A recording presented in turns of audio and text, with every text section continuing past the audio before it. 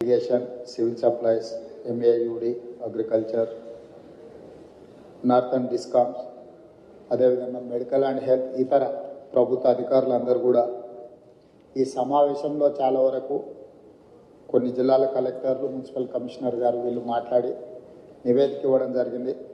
More or less అన్ని జిల్లాల్లో ఇలాంటి సమస్యలే ఉన్నాయి. ఈ సమస్యలను అన్ని దృష్టికి పెట్టుకొని ఇప్పటి వరకు లాస్ట్ 2 రోజుల నుంచి అత్యవసరమైన సేవలను అందించడం, అత్యవసరమైన పరిస్థితులను మీరు అడ్రస్ చేయడం జరిగింది. ఇప్పుడు థెరపీ వచ్చింది, వర్షాలు ఆగినాయి కాబట్టి క్షేత్రస్థాయిలో కలెక్టర్లు మీరు బృందాలను పంపించండి.